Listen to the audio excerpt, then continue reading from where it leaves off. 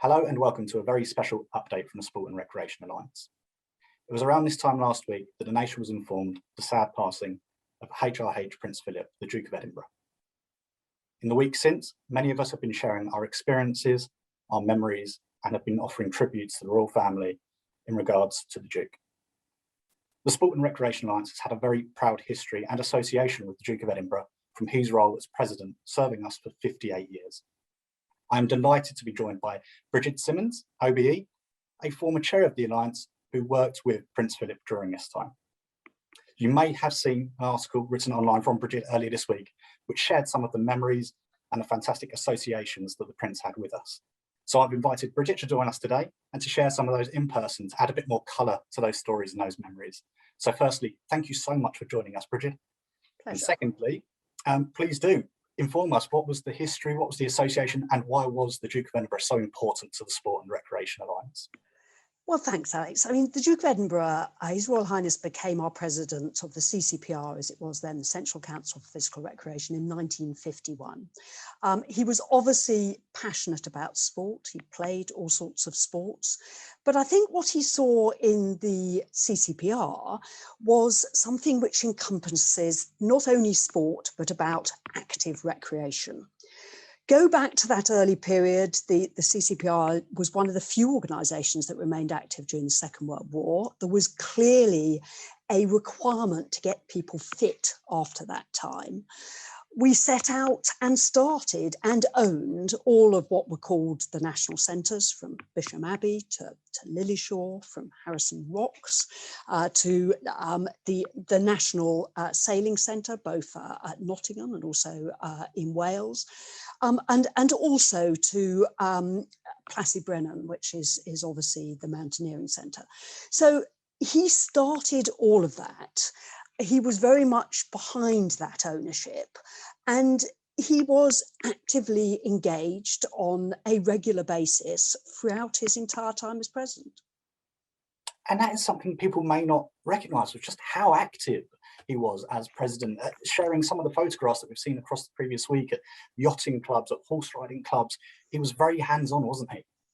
He was, absolutely, and it's interesting because actually I was approached when I was chairman by a major national health charity who said, "How do you get His Royal Highness to be so engaged in your organisation?"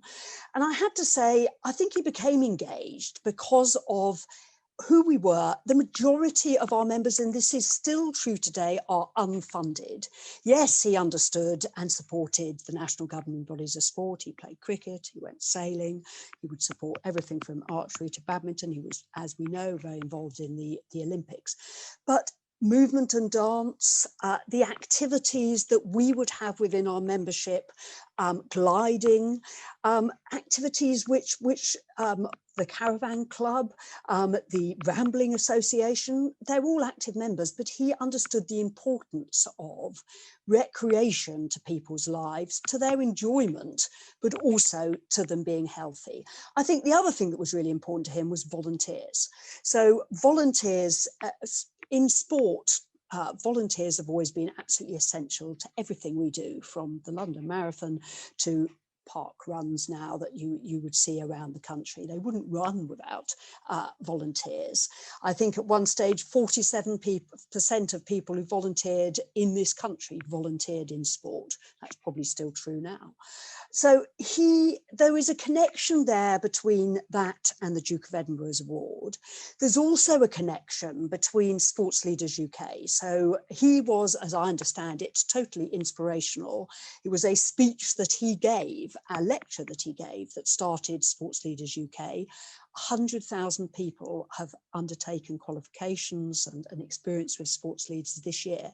I met many people in my time who remembered the old CCPR courses, as they used to call them. So again, enormous interest to His Royal Highness. He wanted people to participate in sport. It wasn't something that was just for people who could afford it. It was for everybody to do. And that passion seems to be really obvious with His Royal Highness. We know that he was a people person. He wanted the betterment of people's lives for this. but also he wanted the CCPR, as it was known back then, to play a central role for this. And in fact, we have our future ode to the Duke of Edinburgh due to an incident back in the 70s where actually he was somewhat of a salvation for us.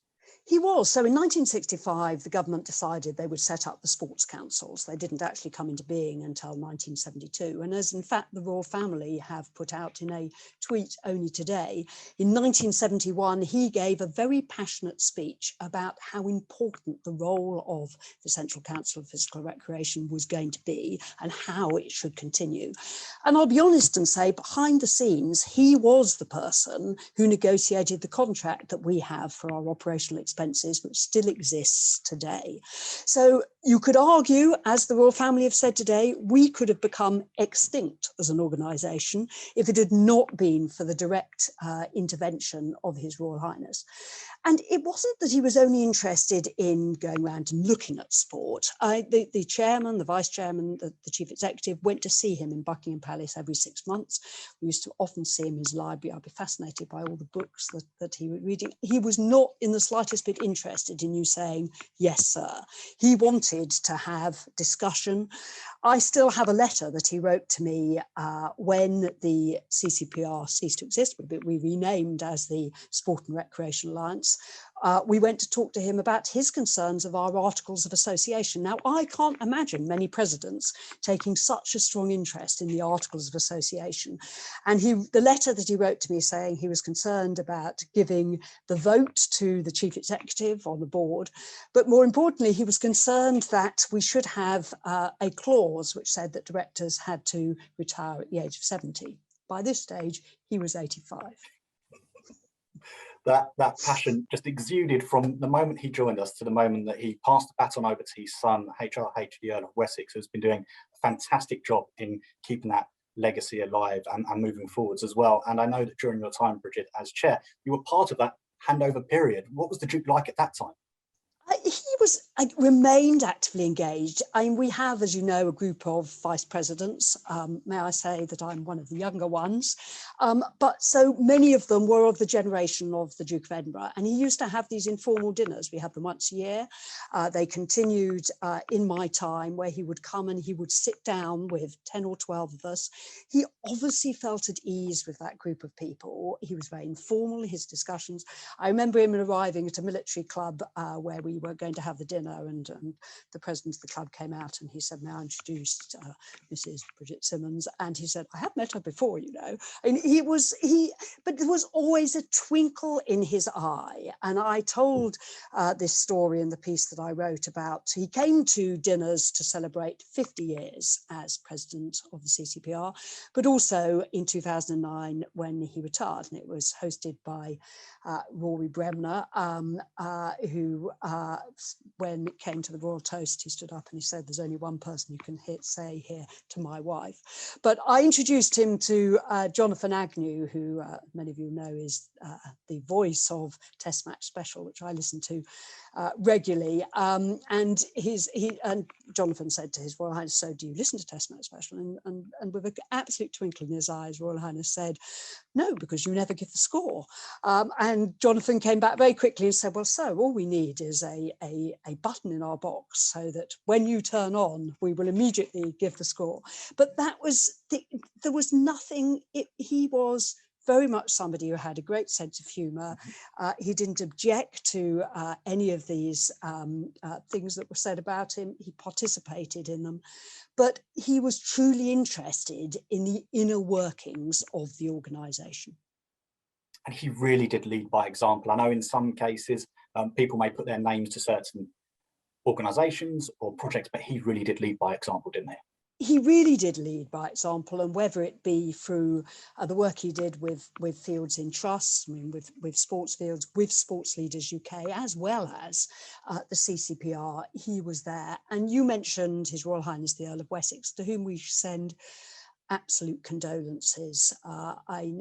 anyone losing your father, it's really hard. It's much, much harder when you have to do it in public, as will be true for all of the royal family. But he has been taken over as our president. He is equally enthusiastic. We talked to his diary secretary about where he's going. Can he include a visit to sport while he's there? And, you know, I wouldn't want this to be about an organisation that either was extinct or ceased to exist. The Sport and Recreation Alliance is an active organisation. It's the voice of sport that it is today. And that's enormously important. And the sports councils are arm's length. They're non-departmental public bodies. They're arm's length part of government. They cannot say things which the Sport and Recreation Alliance can say. The work that we're involved in, I was very involved in the legacy from the 2012 Olympics. We were very much the voice of sport there. We've been the voice of sport now on issues like mental health, on issues like equality, on the work that we do with governing bodies, with governance, and on the standards that we set. We're an organisation that believes in raising the standards and qualities of people and getting more women on boards and BME on ethnic minorities. And His Royal Highness the Earl of Wessex very much supports that. And I think that's enormously important in our work as we go forward. And that's a very good point you make there, Bridget, is that those foundations were expertly set by the Duke of Edinburgh, have continued under His Royal Highness the Earl of Wessex. And as we launch our new strategy in the coming weeks, we'll make sure we continue that active legacy of being the independent voice and really being there for everybody that needs us. And a final question for you, Bridget. I would say we've focused a lot on the Sport and Recreation Alliance itself, but the connection that the Duke of Edinburgh had amongst a lot of our membership as well shouldn't be missed, should it? He was there and he was a voice for a lot of different organisations. He was the voice, and as under our umbrella, I mean, that's the great thing about this Sport and Recreation Alliance. It is about sharing experience. It's about sharing expertise. That's what we do. We are an overarching organisation for doing that. And through that, but just because of his own interests in sailing, but you know, he would follow. He went to Wimbledon. He was interested in everything, and for sports which would never have existed when he was first around. He was also very interested in disability sport, and he attended so many of those events, and was there very much to support us as an organisation, but sport as a whole.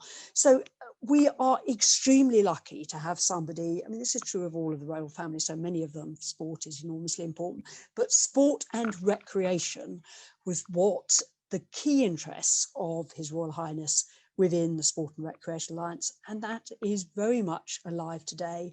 And I'm sure if he's looking down on us now, he would be just as appreciative of that work that is ongoing.